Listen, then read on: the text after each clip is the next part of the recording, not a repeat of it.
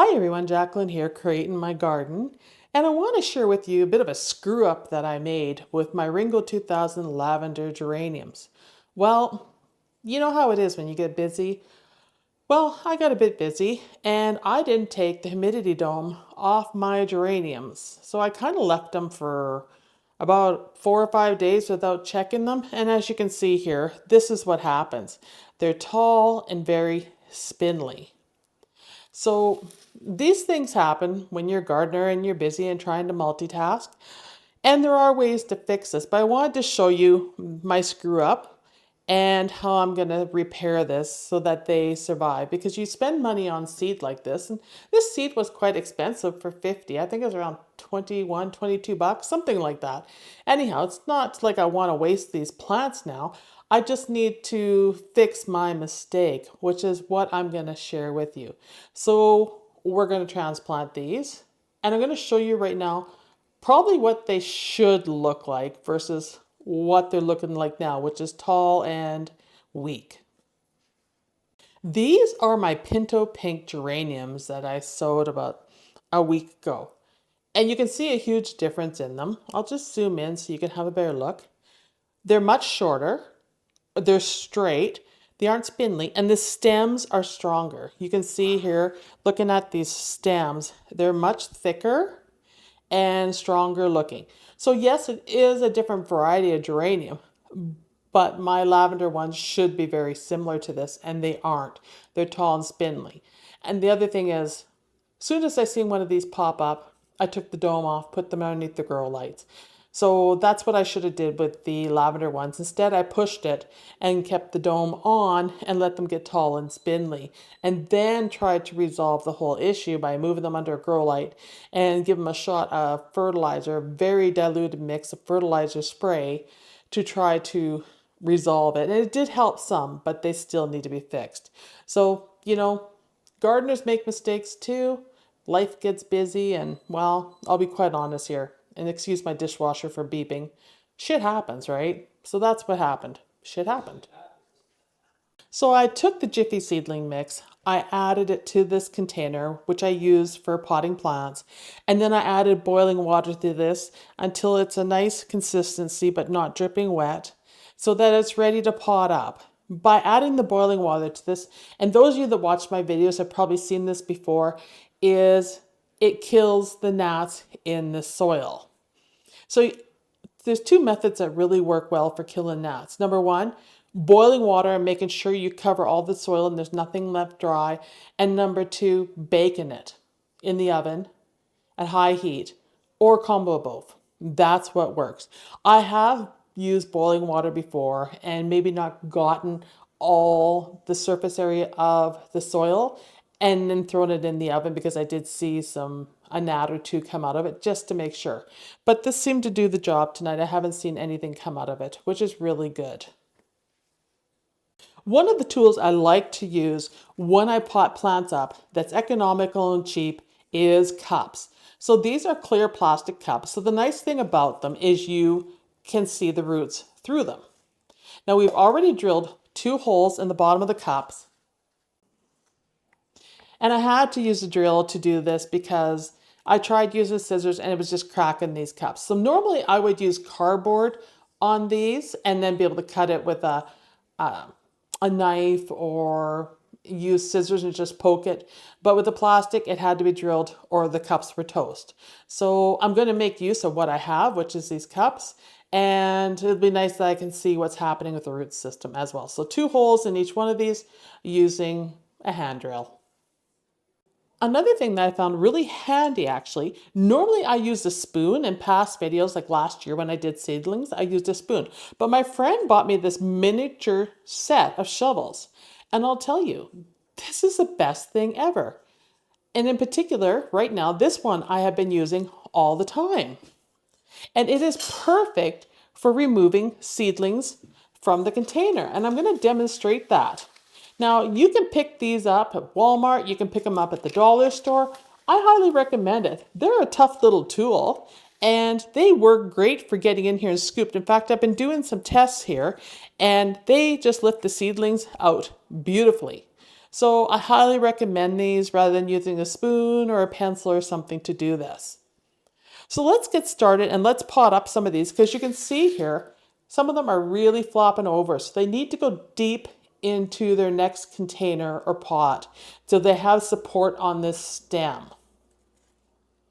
So I'm just going to bring the dirt back here and show you what I'm doing.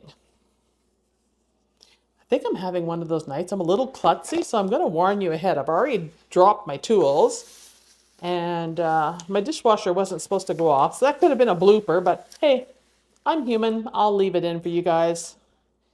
You know, that's life.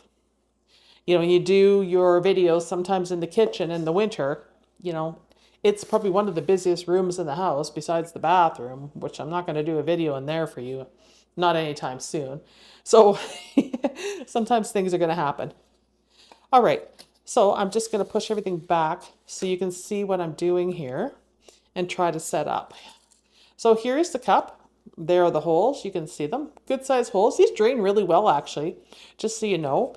And we're going to start by first filling the container with soil. And I could use this. I am going to go barehanded on this. My nails aren't looking no hell great. I haven't had a manicure or anything, so it's perfect. So I'm just going to fill it really high with soil. And then I'm going to come in and put my fingers right down the center of it and make kind of a hole in the center so that I can put the root deep in the center to give it that support, and then push the dirt on the sides. With it being nice and moist like that, you can see the dirt stays in place perfectly. And then I'm just going to push this back and we're going to pull this one of these out and I'll show you how I'm doing it. So I'm going to use this trusty tool I got and just go into the side of the container like this, and I hold my fingers on the seedling and just lift it out. And look at that, how perfectly that works. And you can see the roots there. Like, that's ideal. And then you just go straight down because I've made that center into the container. And then I just take my fingers and I literally push it down. Very carefully on the sides, just go straight down and push it in. And then come back with the dirt on the edges and surround it and tamp that down a bit. And you see already it's standing up much straighter. And then I'll just come in here and just move the seedling out of the way. It's just starting to get its first set of true leaves that look like a geranium right there. And I'm just going to backfill.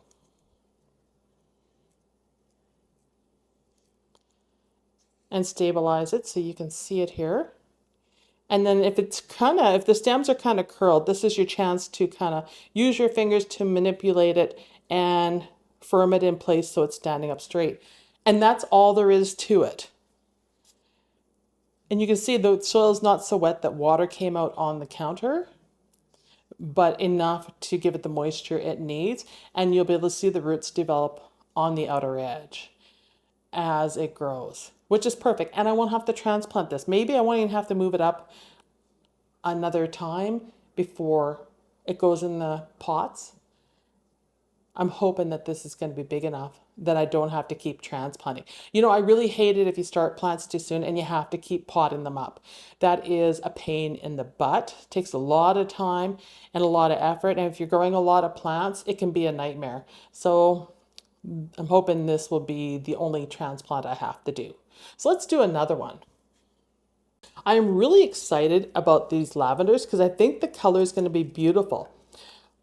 I've had other versions of lavender geraniums or pelargoniums, and they were gorgeous, and then I always wish I had more. So this year I tried to be smart and grow like 50 of them, and hopefully that will cover my needs. All right, so you can see this is all ready to go. You can see how deep that is. You're getting a good close-up now. And then we're going to take this geranium out. I'm just going to scoot over here. And I'm going to pick on the next one here, right here. And go straight in with this tool, kind of wiggle it a bit to get it out. And you can see Up it comes. It's on a nice angle there. And into the cup it goes, just like that.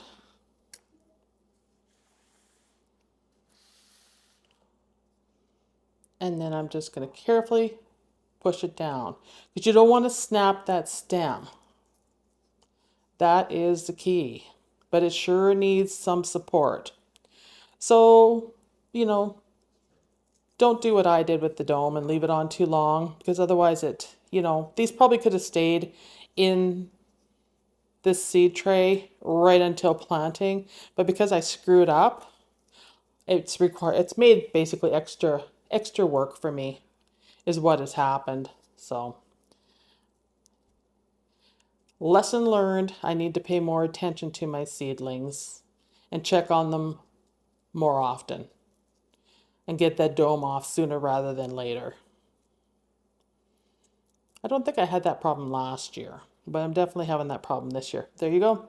Looks pretty good. And just push a little more over just to straighten that a bit. And let's do another one.